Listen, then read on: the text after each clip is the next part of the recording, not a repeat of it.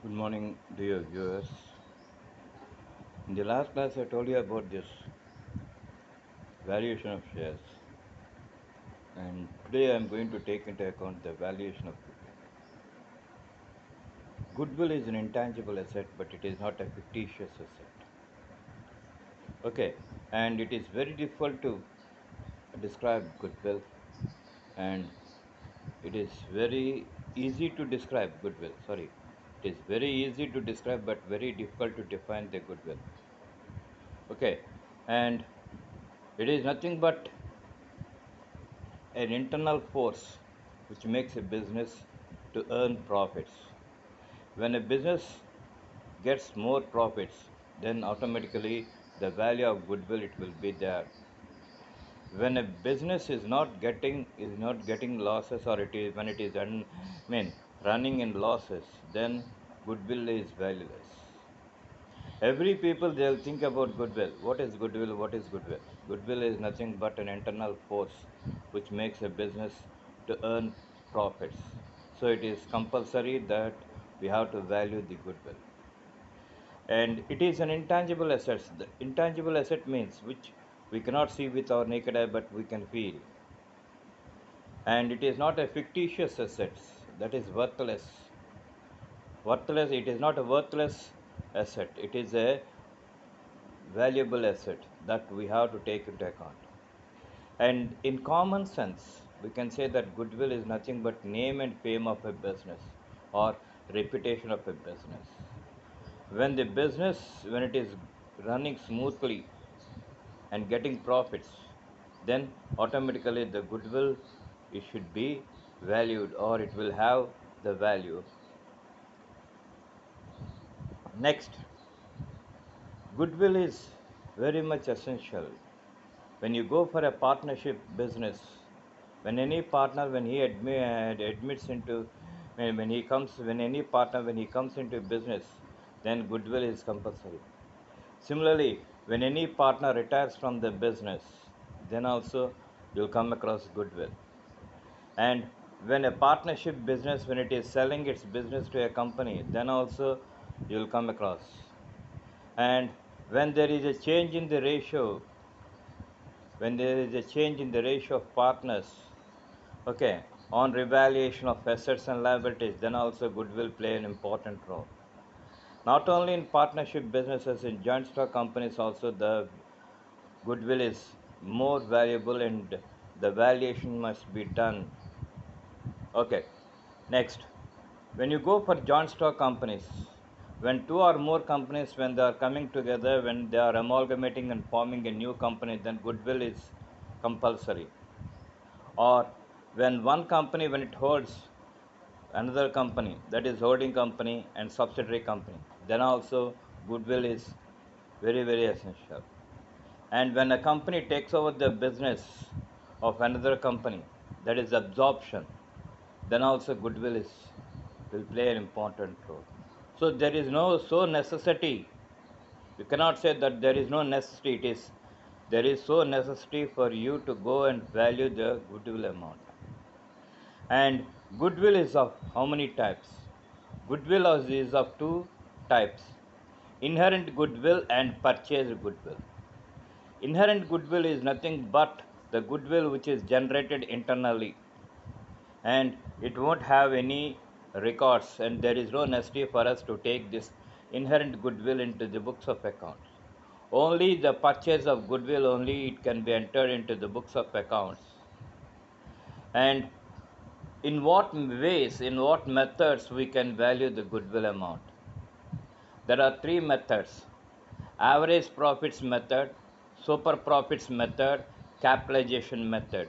And one more method is also there, and that method is annuity method, and it is not that much recommendable for degree candidates. So, goodwill, we can calculate goodwill in four methods. And first three are very important from undergraduate level. And after that, you'll come across annuity method. So, that won't be taken into account this in this, okay, UG courses. So, first, average profits method.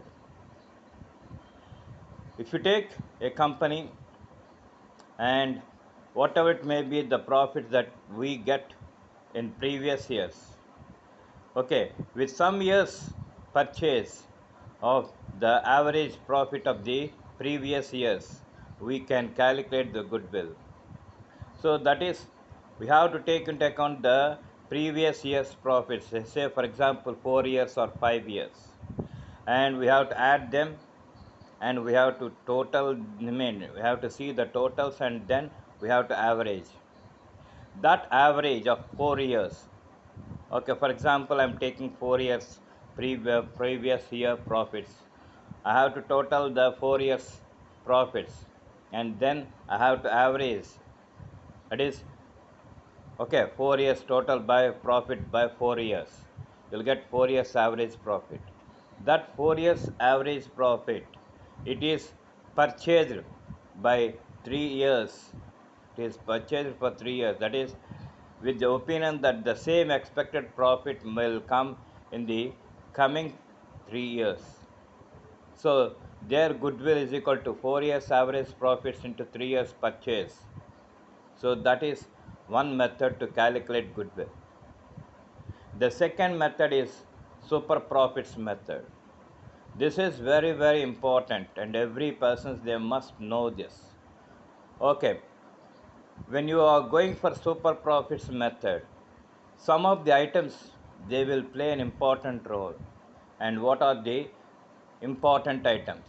Capital employed. Capital employed. Okay, what is this capital employed? How much capital you are employing in the business or in the company? That thing we have to take into account. Sir, how we can get this capital employed? Okay, we have to add the assets. We have to add the assets. And from the total assets, you have to deduct the outside liabilities. So automatically you will come across the net assets. Automatically you will come across the net asset, net worth, or net assets, or capital employed. We'll call that thing as capital employed.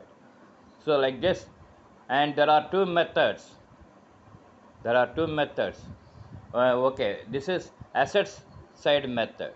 Liability side method is, we have to take into account the share capital reserves and appreciation, the value of assets when we are going for revaluation, and from the total you have to deduct the goodwill, whatever it may be, the previous year goodwill, and intangible assets if any, and the investments, whatever it may be, all the things we have to deduct, and diminution in the value of assets when we are going for revaluation, all these things we have to deduct, and the net amount is nothing but the capital employed.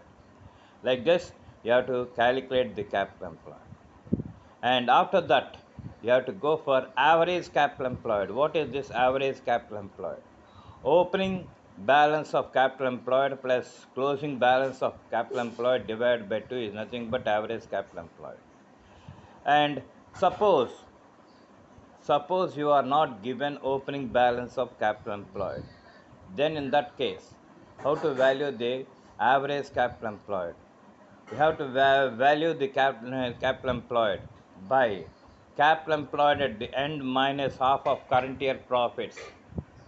Half of current year profits, whatever it may be, the current year profits, in that we have to take half and we have to deduct that. So thereby you will get average capital employed. And next thing is normal profit. What is the profit that we are getting normally? Normally, what is the profit that we are getting? And that thing we have to see, I mean, show that in a rate, that is nothing but normal rate of return. So normal rate of return is equal to normal profit by 100. Normal profit by 100 is equal to, you will get the rate, normal rate of return. So normal profit and normal rate of return, both the things you have to find out after average capital employed. First, we have to calculate capital employed, then you have to calculate average capital employed, then you have to go for normal profit, then we have to go for the normal rate of return. This is the things that we come across. After this, we have to take into account future maintainable profits. Future maintainable profits. That is, expenses examine whatever it may be the expenses that are exempted, that are excluded from the profit and loss account. You have to take them and you have to add them, and from this total you have to deduct the exempted or excluded incomes. Thereby you'll come to know about the future maintainable profits, and you have to compare whether the normal profits are more or the future maintainable profits. If future maintainable profits are more than normal profits, you'll come across super profits. And this future maintainable profits also we'll call them as average profits. Average profits. So we have to see whether average profits are more or normal profits are more. If average profits are more than normal profits, the difference is nothing but super profit. And if it is reverse, that is, if normal profits are more than average profits, then you won't get the goodwill amount. It is highly impossible to value the goodwill because we are getting a loss, super loss. So when there is super loss, there is no question of calculation of goodwill. So always you have to see that average profits are more than normal profits. If average profits are more than normal profits, then only you will come across the super profits. So let us get a clear cut explanation. Yes, I am going to give that. Suppose if you start a company and if you are getting every year 40,000, I mean 10,000, 10,000, 10,000, 10,000 rupees profit. In the fifth year, you will think that, oh, continuously we got 4 years 10,000 rupees profit, and this year also I'm going to get the same amount of profit, like that. If you think, or generally every person they'll think, because continuously they are getting 10,000 rupees profit, so they'll take that I'm going to, even in this fifth year also I'm going to get this 10,000 rupees. But in the fifth year, suppose if you get 50,000 rupees, if you get 50,000 rupees, 50,000 rupees is nothing but the average profit, and the normal profit whatever you expect is 10,000 rupees. So there is a difference of 40,000 rupees, and that 40,000 rupees is nothing but the super profits that you derive. So super profit, after getting the super profit, multiply you have to multiply with some specified number of years, expecting to get the same amount of profit in the future period also. Like that, we will calculate the goodwill amount.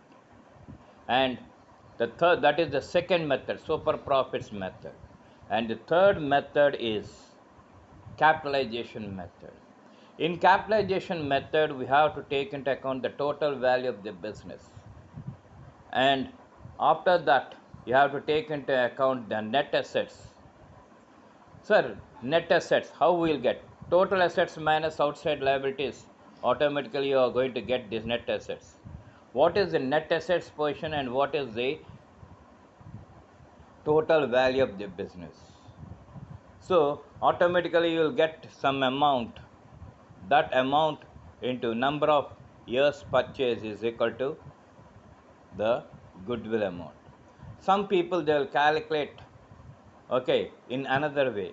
Super profits into 100 by normal rate of return also will give you the goodwill amount in capitalization method. That is, what they are doing is they are going to calculate the super profits into 100 by normal rate of return. That is nothing but goodwill. In theoretical part, total value of the business. Suppose if you go for a business, for example, I'm telling you, if you go to a shop and if you ask that person how much I have to pay so that you, without touching anything, you have to come out, and then he'll say that let me give half an hour. So then what he will do is he will take into account the total assets and what are the outside liabilities, everything he will take into account. So thereby he will come to know about the net assets, and on the net assets value, over and above the net assets value, he will fix some amount and he will say that the total value of the assets is this much. If you are ready to pay that, then automatically the difference between the net assets and the value that you are giving is nothing but goodwill. And there is a great example. Okay, in Beverly Hills is the world's famous hotel. It happened for Michael Jackson to come to that, and he saw the hotel and the structure, and he is very happy, very much satisfied. Then he asked the manager, what is the total value of this hotel?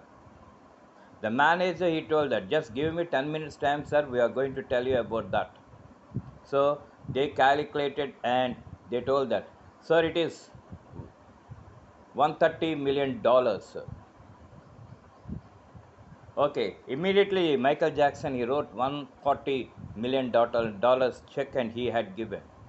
So actually the net asset value or the total value he told is $130 million, but he had given $140 million. So $10 million is nothing but the value of goodwill. Like this, you will come across the capitalization method. Okay, and these three methods are very important. These three methods are very important from the accounts point of view, because no businessman will think that he must go for losses. Okay, in the initial stages he may come across losses, but later on he will have that idea, I have to get some profit, I have to get some profit, like that. And whenever a businessman, when he is expecting some profit, automatically the name and fame of that person, it will go, it will increase. So the name and fame of that business is nothing but goodwill. So it is an indirect force, okay, which makes the businessman to run the business on smooth lines or sound lines. So there you have to compulsory take into account the goodwill, and you have to value that. And for valuation of goodwill, already I told you that for valuation of goodwill, you have to compulsory follow the three methods: average profits method, super profits method, and capitalization method. This is very important, and be of the opinion that you will come across this valuation of goodwill, okay, everywhere, wherever you go. Whether you go intermediate standard, whether you go for UG standard, whether you go for PG standard and other professional courses, okay, wherever you go, this goodwill amount will come into picture, and their valuation is compulsory. And the methods, they are going to follow these methods only: net assets method, super profits method, and capitalization method. In rare circumstances, people, they'll think about annuity method, but the three said methods are compulsory for any standard. For any standard, they are compulsory. So with this, I'm stopping. And once more, I'm telling that if you like this, please subscribe to my channel. And whatever it may be the subject that you are having doubts, you can ask me and you can get them clarified. I'm giving my cell phone number 9849238902. Okay, you can call me or you can send messages. Thereby, I'll come to know about that, and I'll try to clarify the doubts and make it happy for you. Okay, thank you very much.